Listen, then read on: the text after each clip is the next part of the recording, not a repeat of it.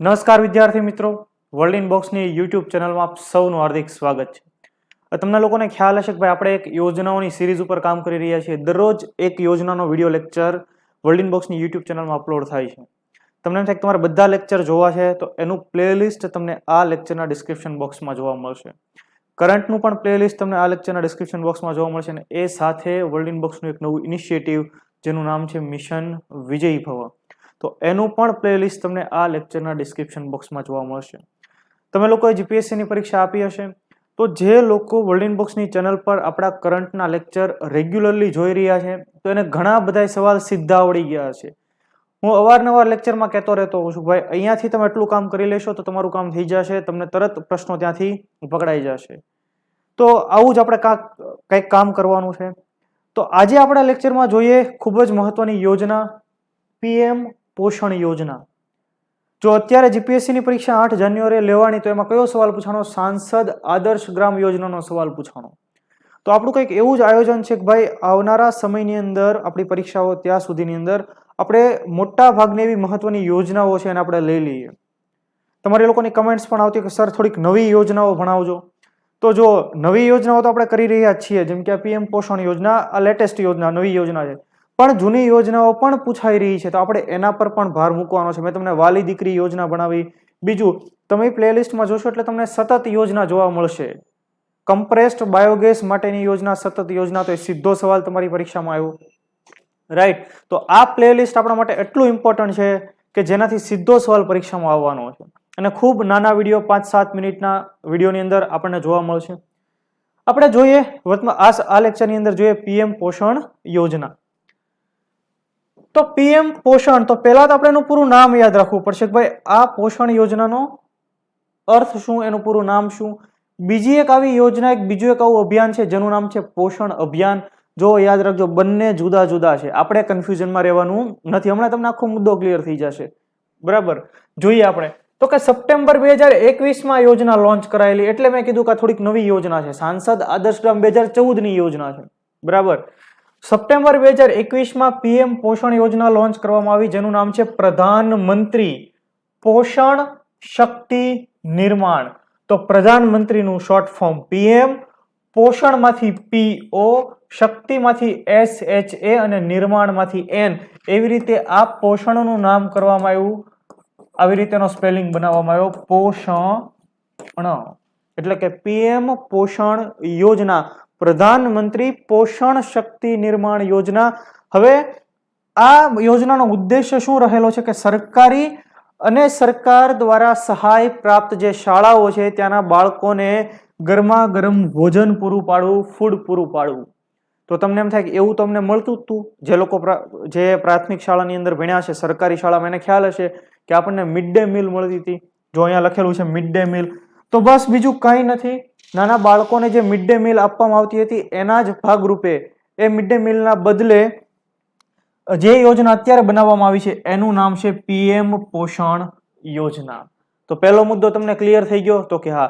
તો જો mid day મીલના બદલે પીએમ પોષણ યોજના શરૂ કરવામાં આવી, એનો મતલબ કે આ નાના બાળકો માટેની યોજના છે, તો એના માટે મંત્રાલય કયું? તો કે મંત્રાલય એના માટેનું છે શિક્ષણ મંત્રાલય, મિનિસ્ટ્રી ઓફ એજ્યુકેશન, કેન્દ્રીય શિક્ષણ મંત્રાલય આ યોજના માટેનું નોડલ મંત્રાલય છે।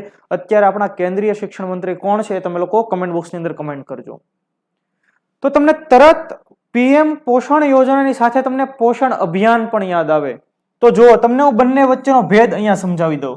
આ છે પોષણ અભિયાન, શાંતિથી તમે સાંભળશો એટલે તમને અહીંયા જ આ મુદ્દો યાદ રહી જવાનો છે। અને આ છે આપણી પોષણ યોજના। તો પોષણ યોજના કયા મંત્રાલયની યોજના છે? શિક્ષણ મંત્રાલયની આ યોજના છે જેનો ઉદ્દેશ્ય બાળકોને ગરમા ગરમ ફૂડ પૂરું પાડવું। જ્યારે પીએમ પોષણ અભિયાન આ ક્યારે લોન્ચ કરાયેલું છે? તો કે 8 માર્ચ 2018 ના રોજ આને લોન્ચ કરવામાં આવ્યું। તો 8 માર્ચની તારીખ જેવી આવે એટલે આપણા મગજમાં સીધી તારીખ આવી જાય, એક દિવસ યાદ આવી જાય, ઇન્ટરનેશનલ વુમેન્સ ડે, આંતરરાષ્ટ્રીય મહિલા દિવસ। તો 8 માર્ચ આંતરરાષ્ટ્રીય મહિલા દિવસ, ત્યારે કોઈ યોજના લોન્ચ કરાવી તો કોના માટે હોય? તો કે મહિલાઓ માટે હોય। તો ગર્ભવતી મહિલાઓ અને નાના બાળકો એમાં પોષણની કોઈ ખામી ન રહી, એ બાળકો એ માતાઓ કુપોષણનો શિકાર ન બને એટલા માટે આ પોષણ અભિયાન શરૂ કરવામાં આવેલું 2018માં. કઈ જગ્યાએથી એ પણ આપણે યાદ રાખી લેવાનું છે. રાજસ્થાનના ઝુંઝુનુથી, રાજસ્થાનનો જિલ્લો જેનું નામ છે ઝુંઝુનુ, ત્યાંથી આ પોષણ અભિયાન શરૂ કરવામાં આવેલું.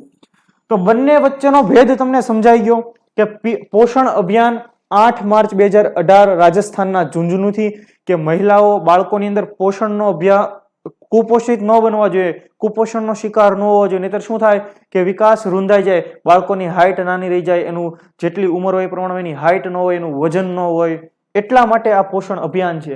જ્યારે પોષણ યોજના, પીએમ પોષણ યોજના કોના માટે, તો કે બાળકોને ગરમ ગરમ ભોજન આપવા માટે થઈને. બંને વચ્ચેનો ભેદ સમજાણો તો કે આ બંનેના મંત્રાલય તે તમને ખ્યાલ પડી જશે કે પોષણ યોજનાનું મંત્રાલય શિક્ષણ મંત્રાલય છે, પણ પોષણ અભિયાન ખાસ મહિલાઓ માટે, તો એના માટેનું મંત્રાલય પણ કયું છે? કેન્દ્રીય મહિલા અને બાળ વિકાસ મંત્રાલય. કેન્દ્રીય મહિલા અને બાળ વિકાસ મંત્રાલય. ખ્યાલ પડે છે તમને દરેકને? આ મુદ્દો સમજાણો, બંને વચ્ચેનો ભેદ સમજાણો. ગુડ. હવે આપણે જોઈ લઈએ આ યોજનાની બીજી ડિટેલ કે 2021-22 થી 2025-26 સુધી આ યોજનાને અમલીકરણમાં મૂકવાની છે, એનું કામગીરી કરવામાં આવશે, જે અંતર્ગત બાળ વાટિકાના વિદ્યાર્થીઓનો પણ સમાવેશ કરવામાં આવ્યો છે. બાળ વાટિકા એટલે જે બાલ મંદિરમાં જતા નાના બાળકો, ભૂલકાઓ છે, એમને પણ નાસ્તો આપવામાં આવશે, ભોજન આપવામાં આવશે, પૌષ્ટિક આહાર આપવામાં આવશે. સાથે ધોરણ 1 થી 5ના વિદ્યાર્થીઓને 100 ગ્રામ જેટલું ફૂડ મળશે, કે જેથી કરીને એમને જેટલું પ્રોટીન, જેટલું કેલરી જરૂરી છે એટલી જરૂરી એને વસ્તુઓ મળી જાય. તો ધોરણ 1 થી 5ના વિદ્યાર્થીઓને 100 ગ્રામ ફૂડ અને ધોરણ 6 થી 8ના વિદ્યાર્થીઓને 150 ગ્રામ ફૂડ આપવામાં આવશે. આખો મુદ્દો તમને સમજાઈ ગયો, આખી પીએમ પોષણ યોજના તમને ખબર પડી ગઈ. હવે હું એવી આશા રાખું કે તમને ક્યારેય આ મુદ્દે કોઈ પ્રશ્ન રહેશે નહીં. આવી દરેક યોજનાઓનું પ્લેલિસ્ટ આપણી આ જ લેક્ચરના ડિસ્ક્રિપ્શન બોક્સમાં છે. આપણે દરેક લેક્ચર જોઈ લેવાના છે, તમને સીધો લાભ થવાનો છે. જો 5-7 મિનિટનો એક વિડીયો જોવાથી તમને આખી યોજના સમજાઈ જાય, એની સાથે સંબંધિત બધી મેટર સમજાઈ જાય, એ યોજના જે બીજી કોઈ યોજના છે એની વચ્ચેનું કન્ફ્યુઝન જો તમારા માટે દૂર થઈ જાય, તો આનાથી શ્રેષ્ઠ વર્ક આપણા માટે બીજું કોઈ હોઈ શકે નહીં. તો બસ આ તે આપણી પીએમ પોષણ યોજના. ફરી પાછા આપણે નેક્સ્ટ લેક્ચરમાં ભેગા થઈએ. ત્યાં સુધી જય હિન્દ, જય ભારત.